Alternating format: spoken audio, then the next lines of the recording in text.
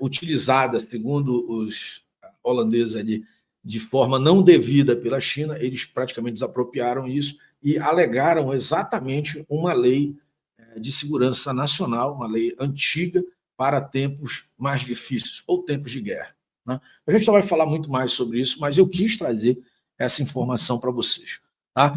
Bom, e só demonstra também que quem já acompanha aqui, vou fazer uma pergunta, quem já acompanha aqui o canal, quantas vezes, aliás, quem já ouviu falar exatamente o que o secretário da Guerra falou no dia de ontem, tá? Aqui, ou seja, que nós estamos vivendo um 1939, ou seja, eu não uso especificamente 39, mas o final da década de 30 do século passado é esse momento que nós vivemos hoje. E eu sempre digo que a história sempre se repete, né? Essa frase não é minha, mas eu sempre uso aqui. Bom, quem já ouviu falar aqui, digita 1 aí para nós sabermos, tá? Porque nós vamos virar de assunto agora nesse momento e eu quero passar para um tema aqui de sabadão, a gente pegar um pouco mais leve. Eu vi algo bem interessante aqui, dito hoje pela eterna primeira-dama Michele Bolsonaro, tá? E eu vou deixar o vídeo estar aqui, eu acho que o vídeo fala por si só, as coisas que estão em jogo nesse momento. E ela faz um depoimento muito interessante em relação ao próprio presidente Bolsonaro, e eu também deixo isso aqui como uma homenagem também. Vamos lá? Vamos ouvir aqui o que a Michele tem para dizer, porque eu acredito que ela foi bastante assertiva. Questões estão em jogo. Hoje nós estamos vendo o presidente Bolsonaro, que não foi denunciado, mas está com uma tornozeleira em casa, não pode acessar redes sociais, não pode se comunicar, foi literalmente tirado da tomada. 96 dias preso ilegalmente. Nós não vamos desistir da nossa nação. Eu falo para ele, você não vai desistir. Essa tornozeleira não é sobre você, é sobre um sistema. Isso é para desmascarar o outro lado. Jair Messias Bolsonaro provou que fechando a torneira da corrupção, sobrava dinheiro sim para trabalhar. Nós vimos que foi uma emboscada que fizeram com grande parte das pessoas que estavam acampados em Brasília. Nós vimos que eu sou amiga da vice-governadora do Distrito Federal. Quando o ônibus chegou para retirar aquelas pessoas, eles achavam que eles iriam para a rodoviária. E aí eles foram para um campo de concentração. E vocês lembram que tinham crianças e cachorros. E vocês viram que pipoqueiro foram presos. Morador em situação de rua. E olha que bizarro, gente. O morador, ele não podia sair para receber a tornozeleira porque ele não tinha residência própria. Ué, mas é óbvio, ele é morador em situação de rua. E aí perguntaram o que ele estava fazendo lá. Ele falou que ia para lá porque tinha comida e tinha água. E ele entrou no bolo e ficou preso por muito tempo. Então, para você ver que hoje a gente não tem mais a sensatez, a gente não pode contar com o bom senso. Nós vimos agora a Roberta, que é do Ceará, que é uma estudante, uma menina cristã, que entrou no Senado. Ela senta, nós temos as imagens, ela senta. Depois, ela se ajoelha e coloca o rosto no chão.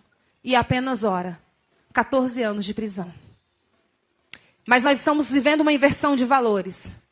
Onde as pessoas que oraram, que rezaram os seus terços, que estavam ali acreditando que estavam fazendo o bem, lutando pela nação, estão sendo humilhados, torturados, enquanto os criminosos estão soltos.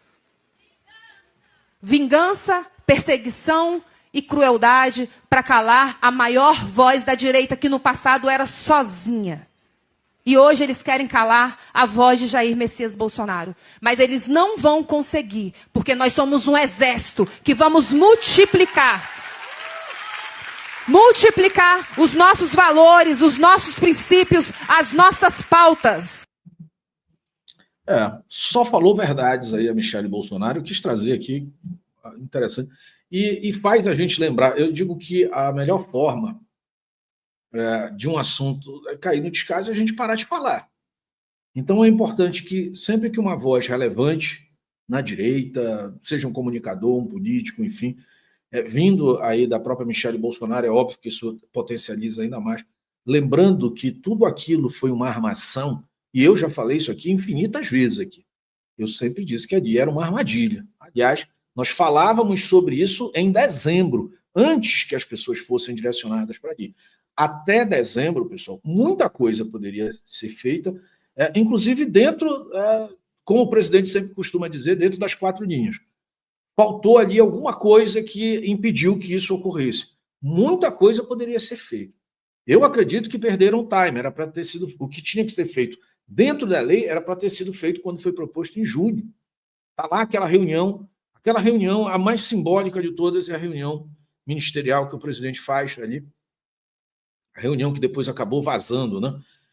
Onde ali está muito claro, tem as falas do general Paulo Sérgio, tem as falas do general Heleno, e o momento era ali. Depois, a coisa ficou mais complexa. Em dezembro, as chances de você obter algo... E um detalhe, tá? Eu estou reconhecendo aqui, inclusive, que esse jogo não foi justo. O jogo foi muito injusto.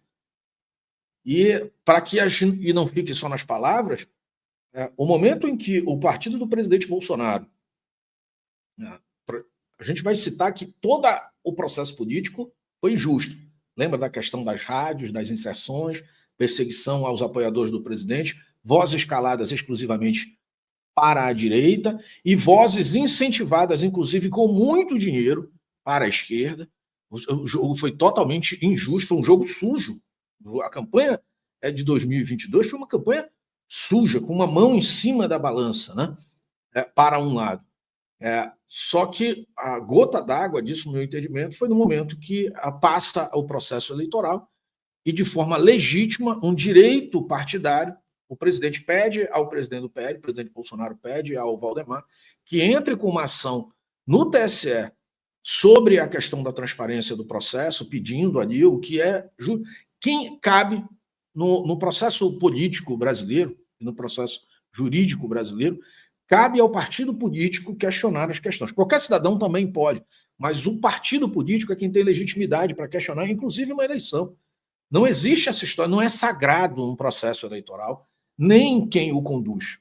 São funcionários públicos, podem ser questionados como qualquer ação pública, privado também. Né? E o PL entra com aquela ação e, ao invés de ter o seu pedido analisado, o PL é multado, inclusive, ironicamente, né, de forma praticamente debochadamente, com uma multa de 22 milhões de reais, que é exatamente o número do partido. Toma aqui e aprende. Apanha calado aí. Foi um cala-boca no processo político brasileiro aqui, eu não tenho a menor dúvida. Né? Então, isso ocorreu lá atrás. Vamos ver como será 2026. Dessa vez nós temos alguém, né, conosco, olhando lá de fora, graças a uma figura